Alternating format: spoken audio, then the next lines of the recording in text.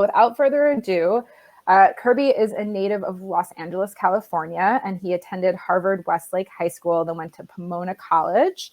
He spent a year after graduation teaching English in South Korea, and when he returned, moved to San Francisco to get his JD at UC Hastings College of Law.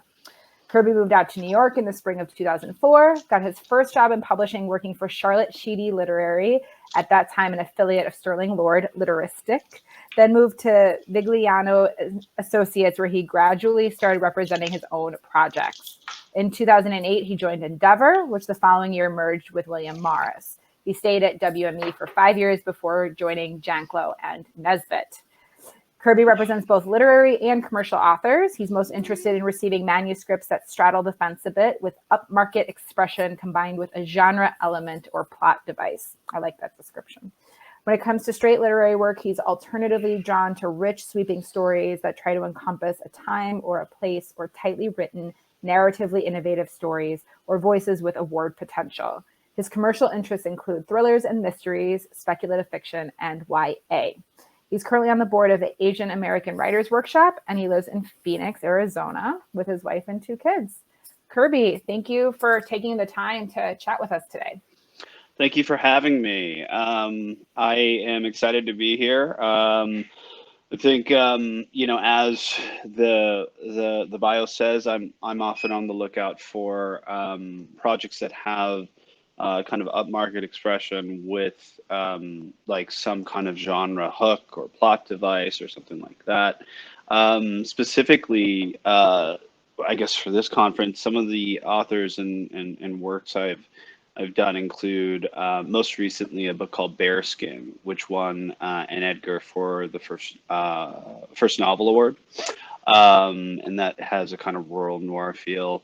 I also work with Ellie Griffiths, who also just recently won an Edgar for a book called The Stranger Diaries, but she does a wonderful series around a forensic scientist named Ruth Galloway. And so it's an area I work in a good amount. But what I'm going to be talking about today in this talk, and we're going to try to move at a fairly fast clip because there's a lot to cover, is I want to give everyone a kind of overview of kind of soup to nuts, from writing your book to seeing it published. I'm not going to cover as much of the kind of getting an agent stuff and working with an agent thing, because we have a panel later wherein we can go in more depth. And honestly, you could fill a whole hour with just that. But I want to give you a sense of some of the lingo and some of the expectations, both before you sign an agent, after you get a deal, but also when books are published.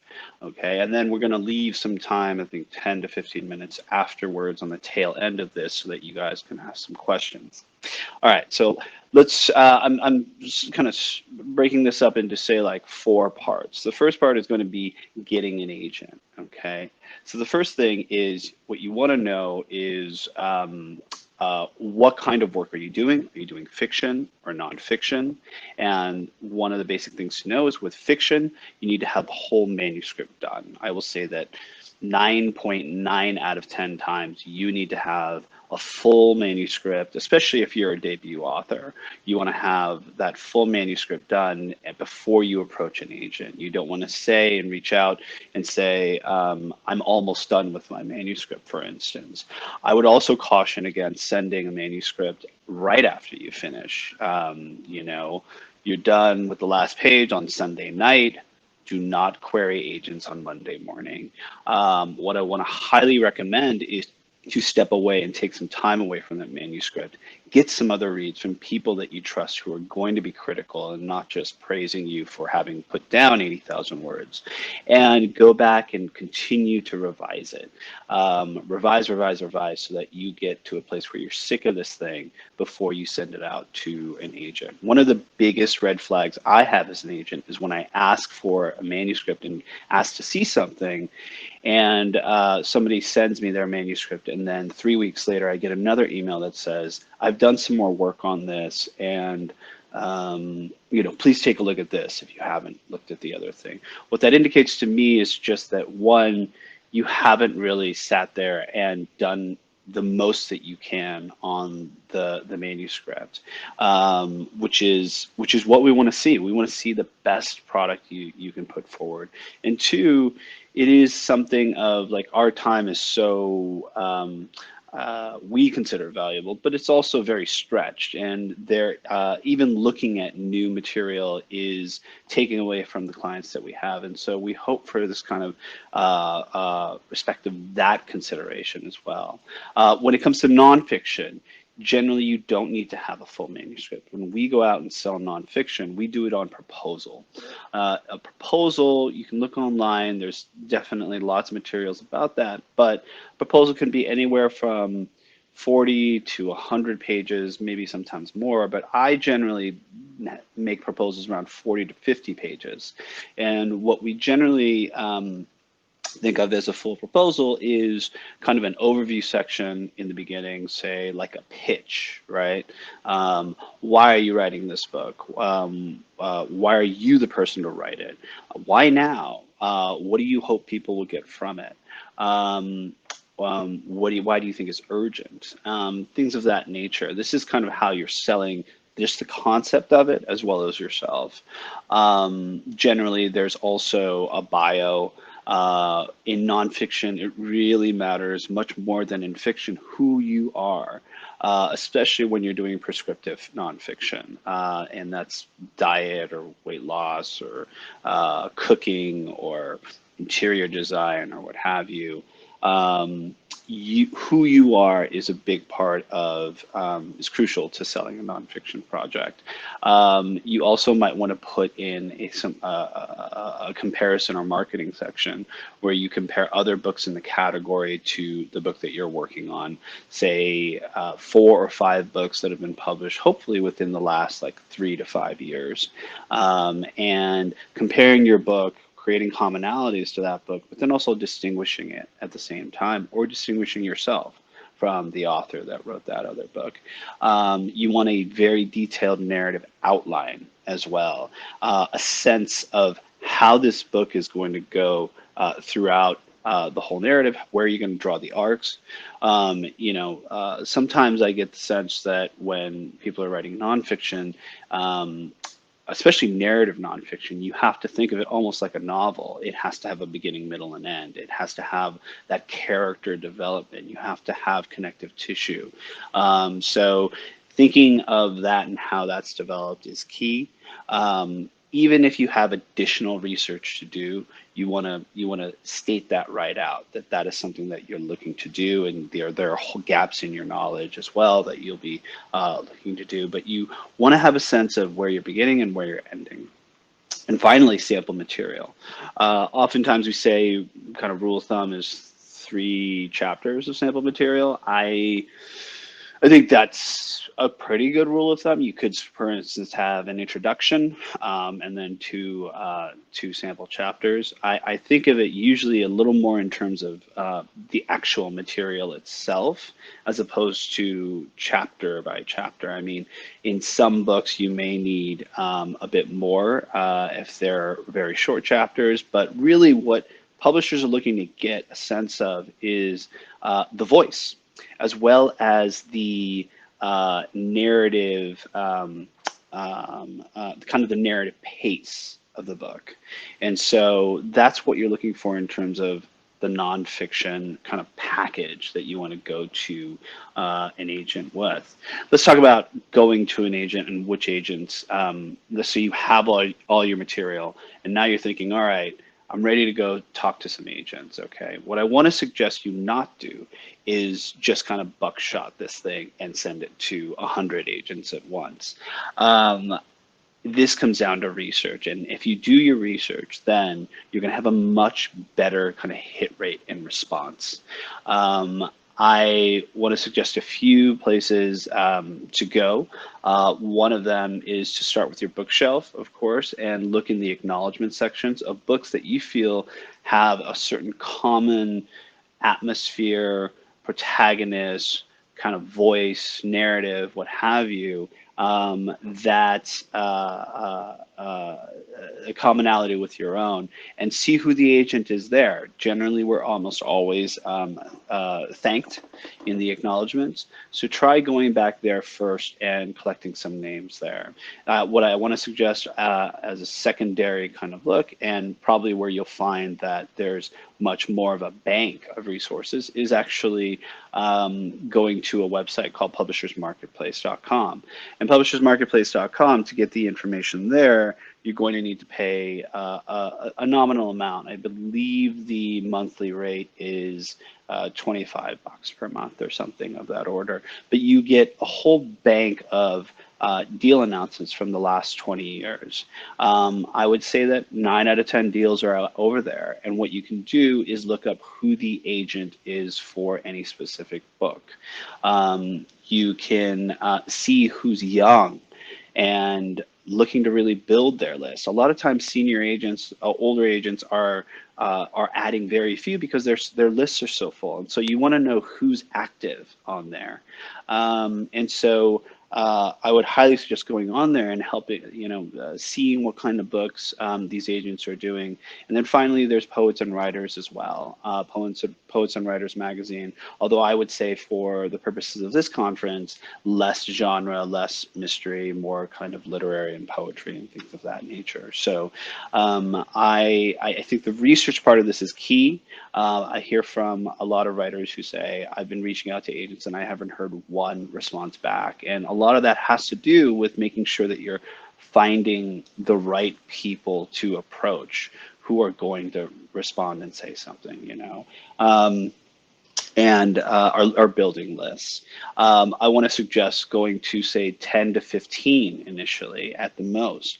And what you'll also find is there will be responses both to your query letter as well as to the material that you send out. And you may get information that can help you craft a stronger pitch, or craft a, or people might be coming back to you with the same comment about your manuscript itself.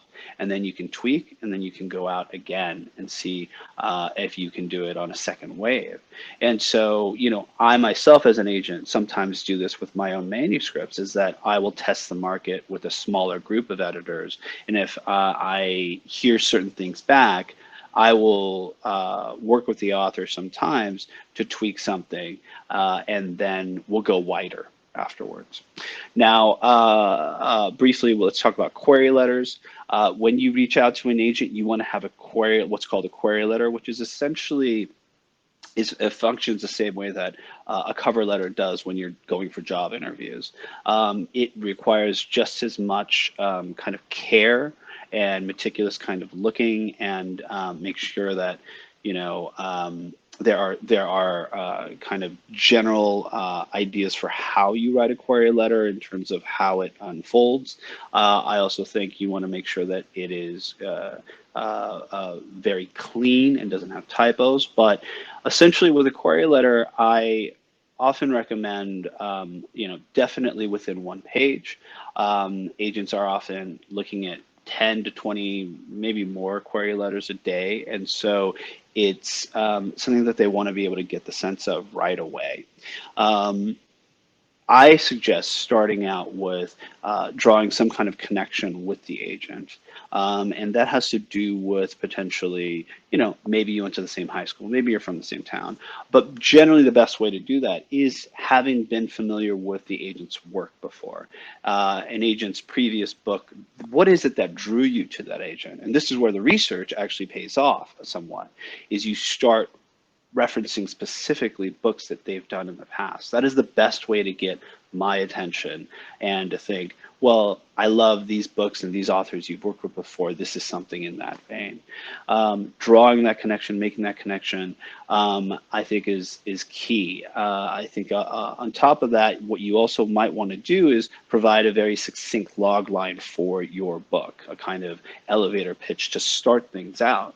Oftentimes that takes the form of, say, the Hollywood pitch we all know, which is this meets this, or what have you. How you do that kind of elevator pitch is something that I think you want to work on with people around you, try testing out and talking about your book. But you also want to give a sense to the agent, I think early on, what genre this book is. You know, is it a supernatural thriller? Is it an upmarket thriller? Is it a commercial crime novel? One of the reasons I say that you want to do that early is because it shapes how we read the rest of your letter and the manner in which we should be looking at what you're doing. I would say the biggest mistake that a lot of writers make in their query letters is where they start talking about the novel. And what you should know is that it's not a summary. It's not a synopsis of your book. It's a pitch. And so it can describe events up to, you know, page 10, to be completely honest, or it can describe some events that are in, you know, the third act of your book. But the idea is not to give too much away. You still want to hold things back. But what you want to do is make them want to read, go down and read the first page of the book. That's all you're trying to do.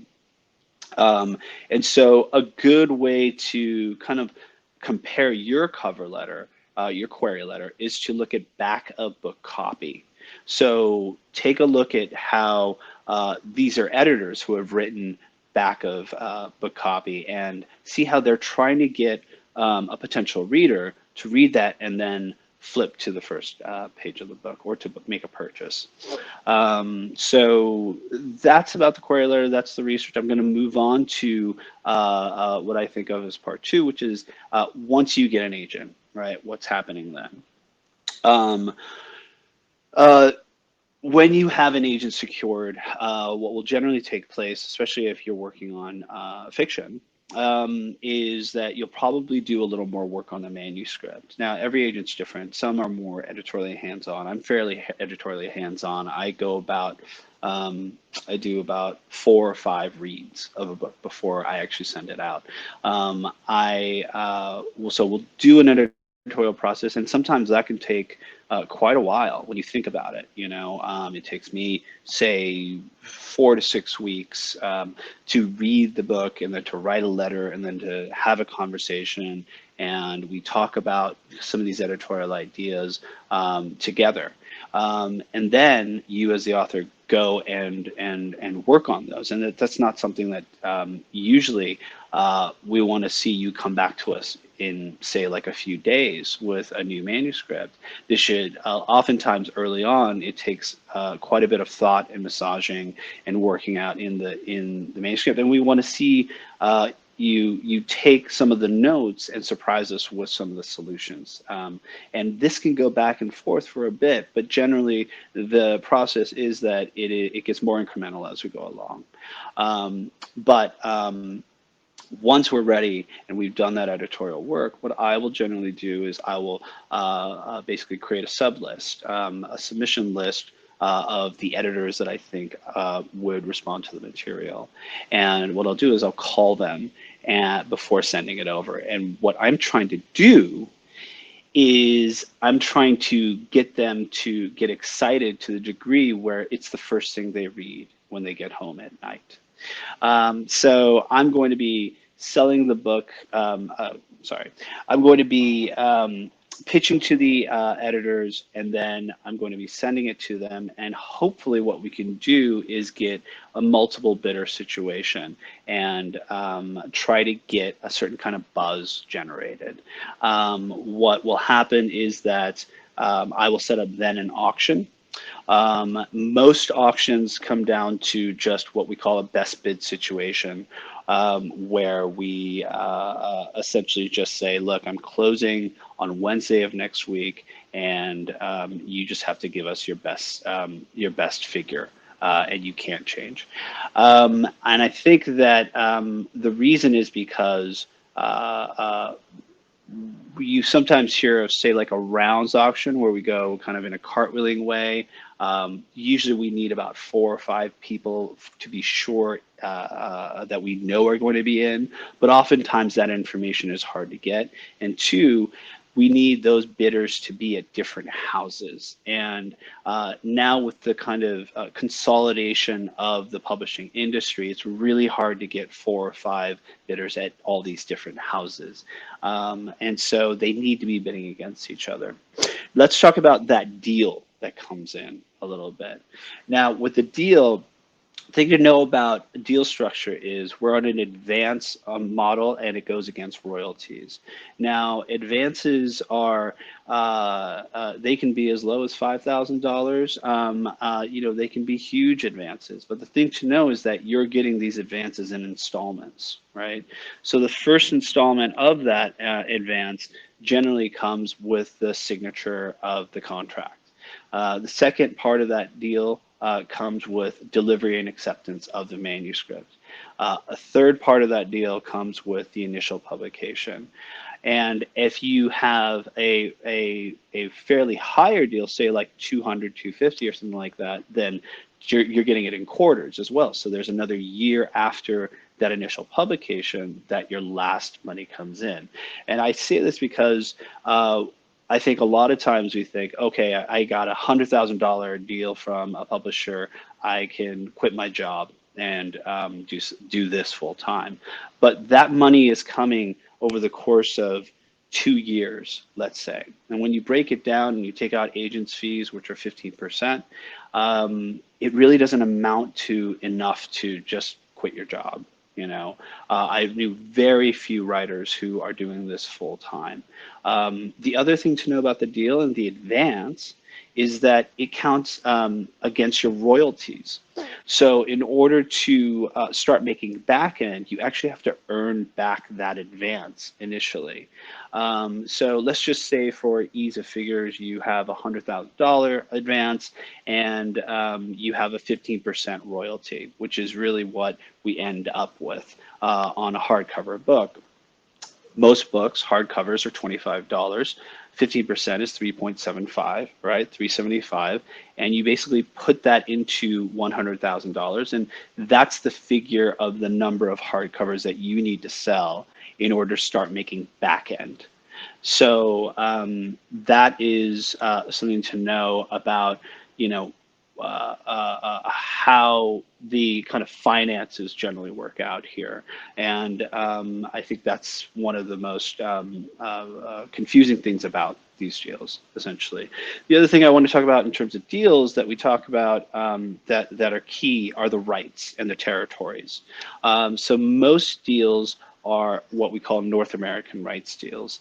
And what that means is that the publisher has the right to sell it in Canada and the US, of course, but they don't have the right to sell it even in English in the UK, and they don't have the right to do translation deals. And what an agent will do is, if it's a North American rights deal, they'll sell it in the UK and translation and try to sell it in these other markets, right? And the difference between when a publisher has a world rights deal and when an agent has a North American rights is that, let's just say you have a $100,000 world rights deal with a publisher, and it's something that they start selling in the market abroad. Now, let's just say they do a $10,000 deal in Germany or another $10,000 deal in the UK. That $20,000 actually goes towards paying back your advance. So you actually don't see that right away. It actually means that when that $20,000 comes in, now you have $80,000 to pay back from your advance. If I do separate deals outside of North America, though, and I do a $100,000 deal here of a North American deal, and then I do a $10,000 deal, $10,000 deal here, it's additive. So now you've got worldwide $120,000 advance, essentially. That just impresses upon, I think, authors the importance sometimes of an agency having an internal foreign rights department, and that's something that you want to ask an agent if they have. Sometimes I get questions about performance rights and writers who ask about, they really want to make sure that they have film and TV. Well, the good news is that that is never a fight You know, an agent will, it's understood that performance rights are things that you keep and that are not part of the publishing deal. The merchandising and commercial rights, they're all wrapped up with that. The one thing that we are having to give up more and more and more is audio, though. And there was a time a number of years ago where audio sales were really diminishing, and it wasn't that big of a deal to just hold on to audio. But with the rise of podcasting, with the rise of Audible and things of that nature, audio has become one of the only growth areas of publishing. So now publishers are insisting upon it. Once we get these major deal terms worked out, we go into the contract portion of things. And what you should know is that generally you don't need to hire an external lawyer to take a look at things.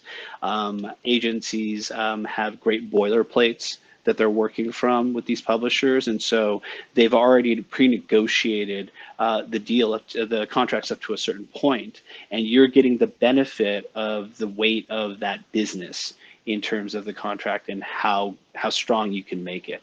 But by all means, if you have questions or if you have a legal background, you know, I think most agents will entertain any questions you might have. Now, we're done with the deal making part of things. Let's move on to say part 3, which is I want to give you a sense of how you work with editors. Again, timelines with a manuscript. I would say, you know, with a novel, I would say that you're still going to do more editorial work, and generally that comes down to say like 6 months to a year, roughly. And so what I found is that most writers and editors do about 2 to 3 passes on a book before they actually get it into production.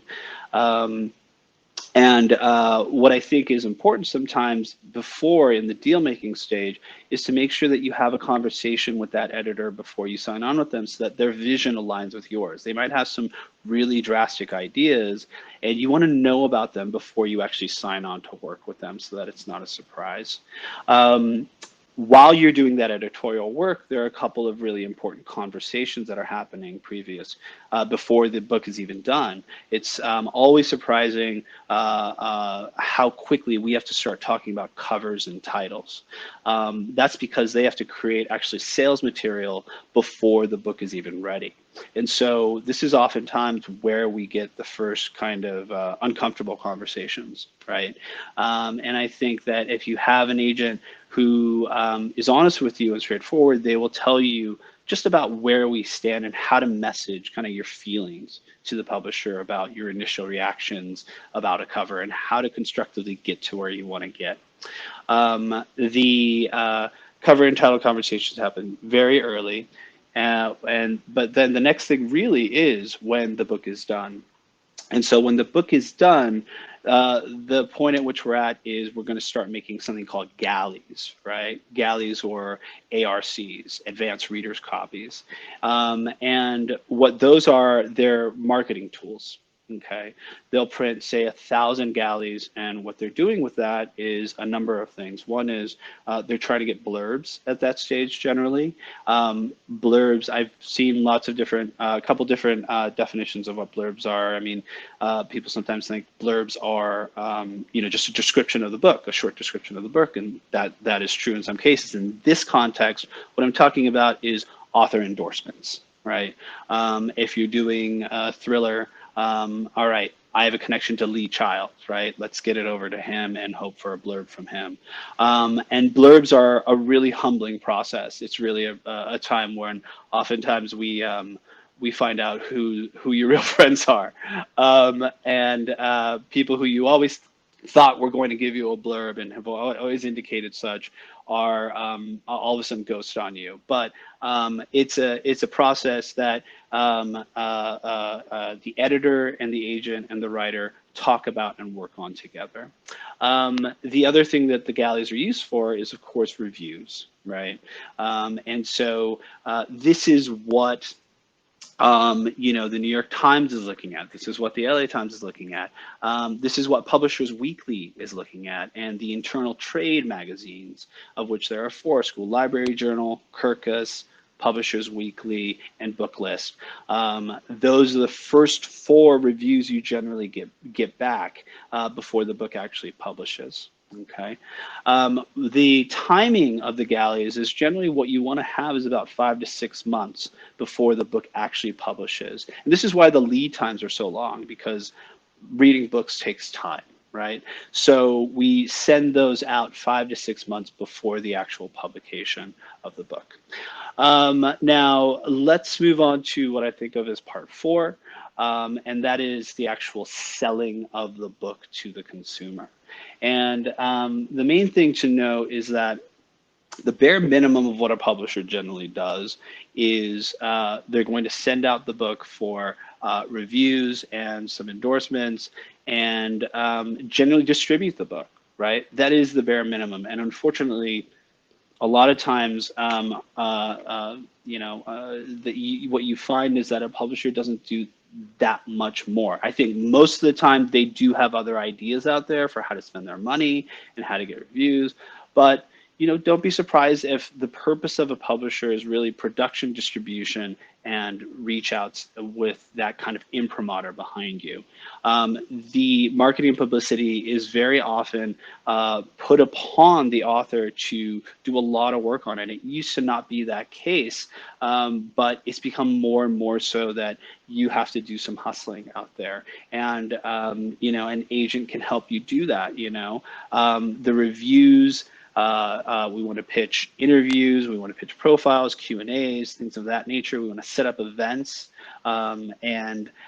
Basically, what we're trying to do is get an awareness around a book all around a kind of concise period, right? So that, say within 2 weeks, a potential consumer is going to see it repeatedly in a number of places, right? There's always that kind of idea about sales where it takes a consumer 5 times of seeing something out in the wild before they actually click buy, right? And so that's a big part of this process is getting that awareness out there. And that is the trickiest thing at the end of the day. And it's the one that we wring our hands the most over. And sometimes we just scratch our heads about how to do effectively. Now, I think maybe before I talk about, say, what the market looks like out there, and maybe talking about, since this is so much focus on crime, like next book and series potential, I might want to stop there and open it up to questions. Okay, yes, we have a lot of questions coming in, so I'm glad we paused. And also for everyone, Kirby is going to be doing the panel later today. So if we don't get to your questions, he will get to it later on.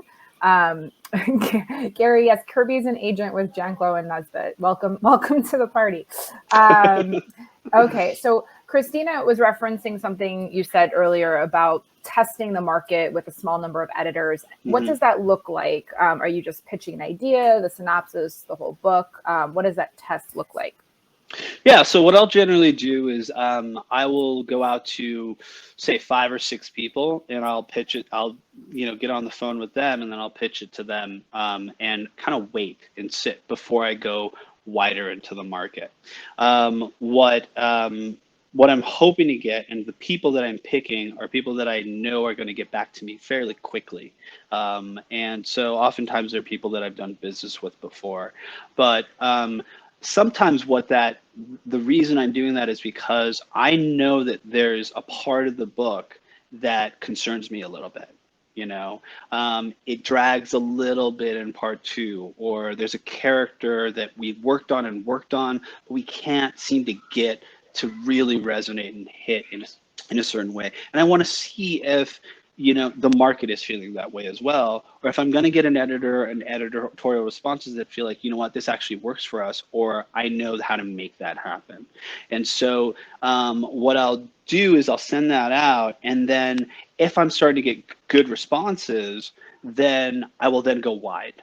And when I go wide, I can also use that interest as leverage to that wider pool and say, look, I'm getting a lot of heat on this manuscript. I'm sending it to you. There's an urgency to it. And in that way, I can kind of create a certain buzz around a project. But if I'm hearing the same thing back from people and people are saying, you know what, it's, I'm not connecting with the protagonist, I don't believe that the themes are really developed, and I'm getting like 3 or 4 responses in that vein, we'll go back and we'll continue working on it before sending it out wider. I just sold a book actually in that vein myself recently. So.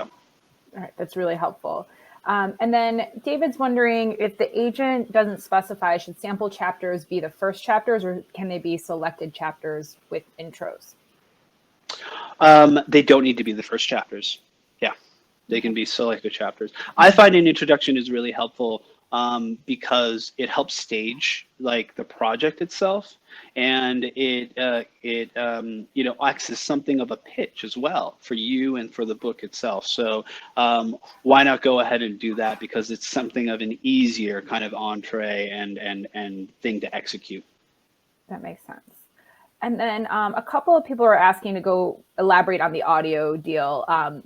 If publishers are taking the audio deal more, does the author have much say in it? Do they have any leverage in terms of where it goes, who the voice actor is, that sort of thing? Yeah. Can you just tell us what that new expectations regarding audio? Sure, absolutely. So with audio, once that's part of the rights, you don't have too much control over things. I'll just be honest. Now, it could be negotiated, right?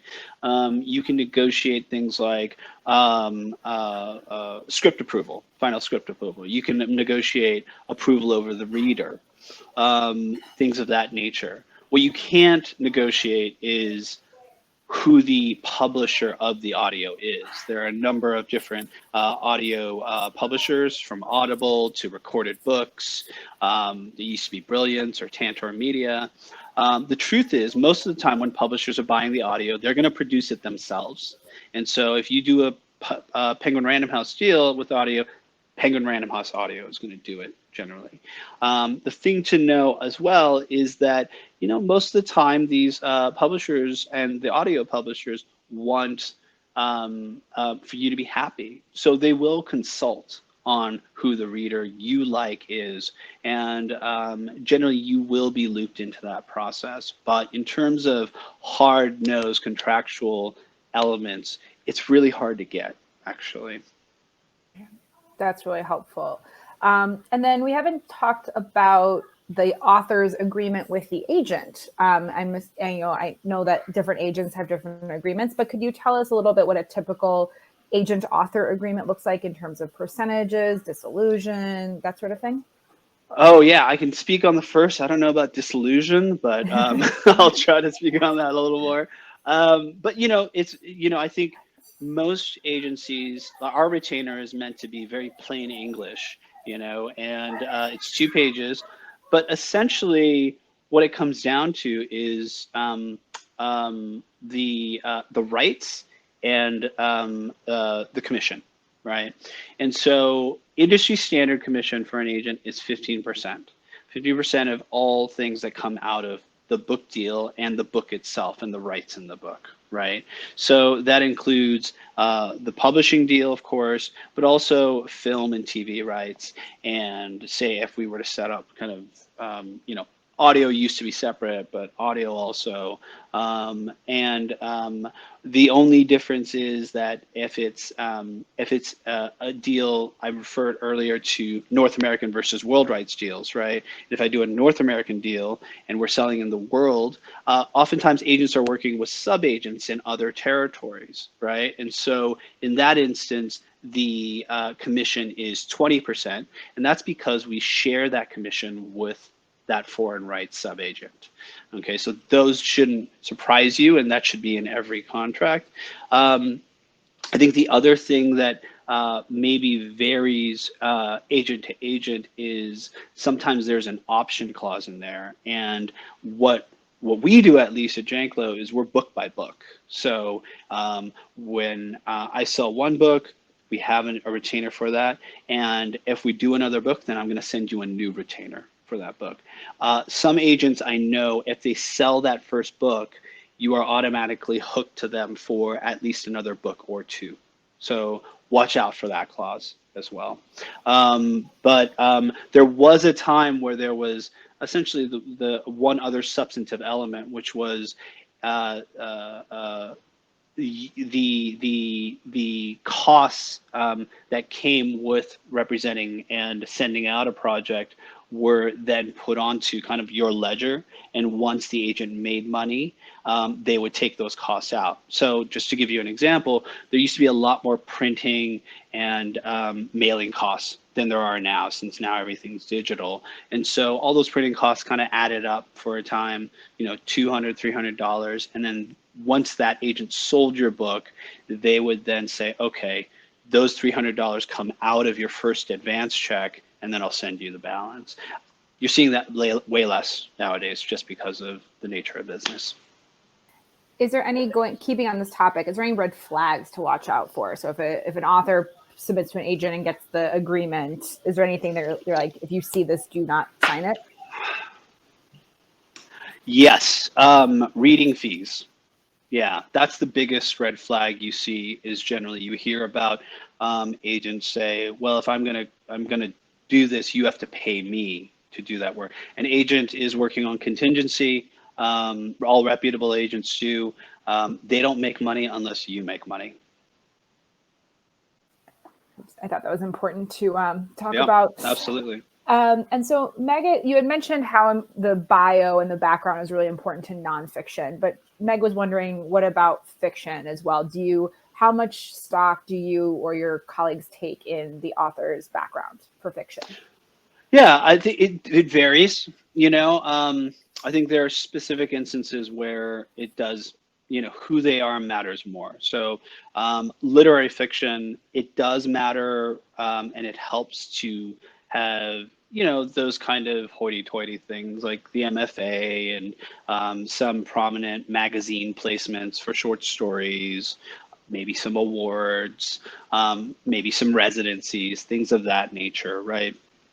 But when it comes to commercial fiction, it really doesn't matter, to be frank. I see things all the time, and I've sold books from writers who really have no background in that sense, right? I think what can help also, though, is if you're writing in a certain kind of genre milieu, if you have some specialized knowledge or background in that, I want to know about that. I personally love if somebody comes in with that real world knowledge and writes, like a thriller or a genre piece that uses that knowledge, and that becomes part of how I market that person as well. But when it comes to fiction, generally, it really is about the work itself. That's really helpful. Thank you. And then, we're just about out of time, but a few people are wondering, they're saying that they love the old school calendar on your wall. To close out, can you share how you use it? Oh, well, as you can see, it took me forever to actually kind of like erase my old calendar from last year, but I mean, there's nothing here, right? Because there's no travel. But what you can see here is that I've basically blocked off weeks where I'm going to focus on reading one of my client manuscripts, and I set that up so that I stay on a certain pace. But I have to do that, or else I just lose track of things. And oftentimes I won't put like lunches or anything like that, but I'll put my travel on there. And that way my wife can kind of anticipate when I'm going to be out of town and things of that nature. I also put down when I'm going to submit something. And so you can't see it, but there's also in red, I'll put down like I'm submitting this project this week and this project the other week, because I don't like to overlap too much if I can help it. Makes a ton of sense. And so I know we have a bunch more questions to go through. Kirby's going to be on the panel later this afternoon, so ask your questions there, but hopefully we covered a lot of ground today. So thank you so much for taking the time to chat with us. And we are going to have a 15-minute break, and we will be back here at 1:30 Eastern, and sorry, I'm doing math in my head, 10:30 Pacific, to look at the recorded interview with Michael Conley, Matt Coyle, and Naomi Hirahara. So thank you so much, Kirby. Appreciate you making the time. Thank you all. Best of luck. See you this afternoon.